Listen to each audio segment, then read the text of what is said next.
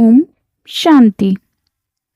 आज की मुरली में शिव बाबा कहते हैं, मीठे बच्चे, तुम देही अभिमानी बनो तो सब बीमारियां खत्म हो जाएंगी और तुम डबल सिरताज विश्व के मालिक बन जाओगे।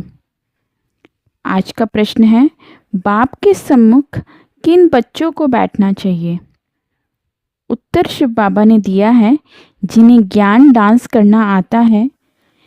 ज्ञान डांस करने वाले बच्चे जब बाप के सम्मुख होते हैं तो बाप की मुरली भी ऐसी चलती है। अगर कोई सामने बैठ इधर उधर देखते तो बाबा समझते हैं ये बच्चा कुछ भी नहीं समझता है। बाबा ब्रह्माणियों को भी कहेंगे, तुमने यह किसको लाया है? जो बाबा के सामने भी उबासी देते हैं। बच्चों को तो ऐसा बाप मिला है जो खुशी में डांस करना चाहिए। इसके आगे शिव बाबा कहते हैं, अभी तुमको कितनी समझ आई है? तुम हो गुप्त वारिस। गुप्त वॉरियर्स नाम सुनकर देवियों को भी तलवार बाण आदि दे दिए हैं। तुम वॉरियर्स हो योग बल के। योग बल से विश्व के मालिक बनते हो। बाहुबल से भले कोई कितनी भी कोशिश करे परंतु जीत नहीं पा सकते। भारत का योग मशहूर है, ये बाप ही आकर सिखाते हैं। यह भी किसी को पता नहीं है। उठते बैठते बाप को ही याद करो। कहते हैं योग नहीं लगता है, योग अक्षर उड़ा दो। बाप तो बच्चे के साथ हमेशा रहते हैं। शिव बाबा कहते हैं, माँ में कम याद करो, मैं ही सर्वशक्तिमान हूँ। मुझे याद करने से तुम सतो प्रधान बन जाओगे। जब सतो प्रधान बन जाओगे तब फिर आत्माओं की बारात निकलेगी। जैसे मक्खियों की बारात होती है ना, यह है शिव बाबा की बारात। शिव बाबा के पिछाड़ी सब आत्माएं मच्छरों सदृश भागेंगी, बाकी शरीर सब खत्म हो जाएंगे। इसके आगे शिव बाबा कहते हैं, ज्ञान को कुछ भी समझेंगे नहीं तो इधर उधर ही देखते रहेंगे ना। बाबा भी ब्राह्मणी को कहेंगे, तुमने किसको लाया है? जो सीखते हैं और सिखलाते हैं उनको सामने बैठना चाहिए। उनको खुशी होती रहेगी, हमको भी ज्ञान का डांस करना है। श्री कृष्ण ने तो ज्ञान सुनाया ना डांस किया। मुरली तो यह ज्ञान की है ना। तो बाप ने समझाया है, रात्रि को सोते समय बाप को याद करो। चक्र को बुद्धि में याद करते रहो। बाबा, हम सब इस शरीर को छोड़ आपके पास आते हैं। ऐसे याद करते करते सो जाओ, फिर देखो क्या होता है। आगे कब्रिस्तान बनाते थे, फिर कोई शांत में चले जाते थे, कोई रास करने लगते थे।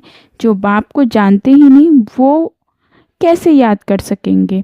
मनुष्य मात्र बाप को जानते ही नहीं हैं तो बाप को याद करने का मतलब ही नहीं। तब बाप कहते हैं, मैं जो हूँ जैसा हूँ मुझे कोई भी नहीं जानते। आज की धारणा के लिए मुख्य सार। रात को सोने से पहले बाबा से मीठी मीठी बातें करनी है। बाबा, हम इस शरीर को छोड़ आपके पास आते हैं, ऐसे याद करके सोना है। याद ही मुख्य है, याद से ही पारस बुद्धि बनेंगे। 5 विकारों की बीमारी से बचने के लिए देही अभिमानी रहने का पुरुषार्थ करना है। अथाह खुशी में रहना है, ज्ञान डांस करना है, क्लास में सुस्ती नहीं फैलाना है।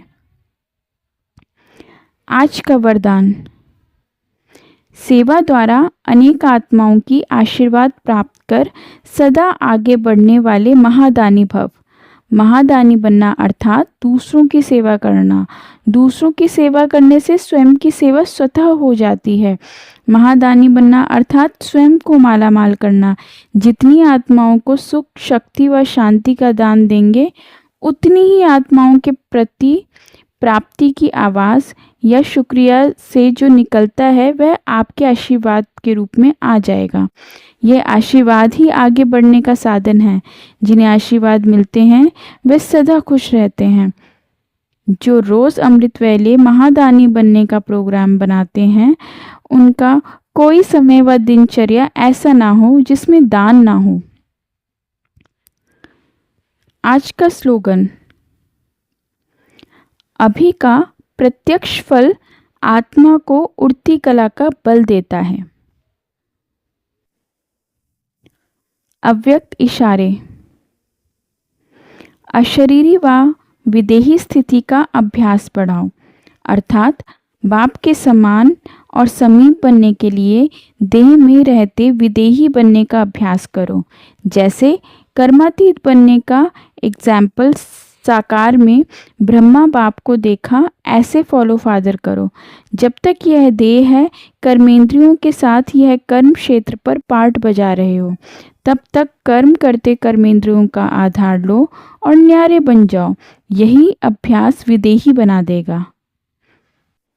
ओम शांति।